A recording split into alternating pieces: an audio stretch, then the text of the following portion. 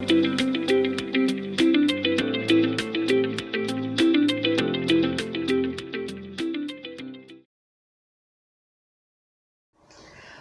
surrender has reportedly hit Boko Haram and the Islamic State of West Africa Iswap terrorist groups.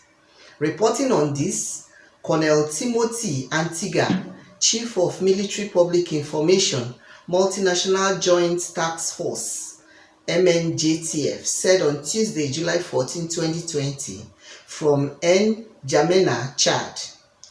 Incessant power tussle in the top echelon, ethnic tension, and failure to crystallize the overly ambitious goals of offering better opportunities for self-actualization and establishment of a caliphate in the Sahel, among others, have created a momentum for mass surrender of Boko Haram and Iswap terrorists in the Lake Chad and contiguous areas, particularly within the MNJTF area of operation. These misgivings were gleaned from a debriefing of about 47 terrorists who surrendered with their families recently in Sector 1 of the MNJTF. A member of the group, identity withheld, who admitted to participating in various operations in areas just such as Banki, Fotokol, Gambaru, Ngala, New Mate, Chikun, Gudu, among others, expressed frustration with the lack of progress in the jihad, occasioned, according to him, by the preoccupation of the leadership in the pursuit of material things. They told us that we were being lied to and cheated by apostate governments, but I have not seen any difference between Shekau and those he had been condemning. He may even be worse. Continuing, he said, I am having it a lot better here because since we came out of the bush, we have been fed and catered for. Antiga, in a statement made available to News Express via email, quoted another surrender terrorist who was agitated because he claimed that he was misled to kill innocent people, for which he might face physical and spiritual condemnation, as saying that there is ethnic rivalry among members of Boko Haram and Iswap. If you do not speak a particular language, you cannot be appointed a commander or made a guard in the bush. He also said that you cannot even be allowed to go for tax collection.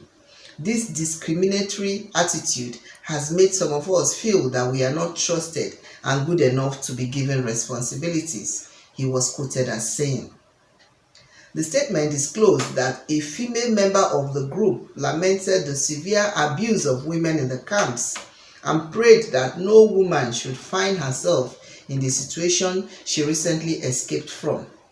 According to her, those people are ungodly, so they cannot tell the world that they are doing the will of Allah.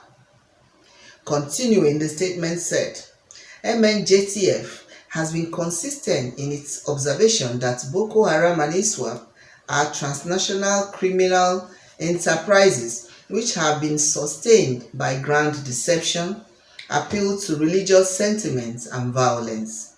The force is therefore vindicated by the testimonies of the surrendered terrorists who spoke on their own volition. Consequently, the MNJTF renews the call on other misled fighters in the bush to come out. It is important to add that MNJTF troop contributing countries have structures and programs in place to receive all those who surrender. Similarly, the MNJTF urges communities to accept repented terrorists back after their rehabilitation, even though some of them had perpetrated heinous crimes.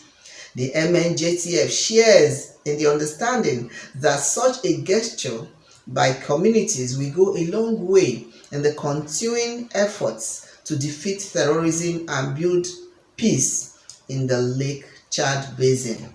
From Lagos, this is Tina Timothy, News Express Nigeria Television.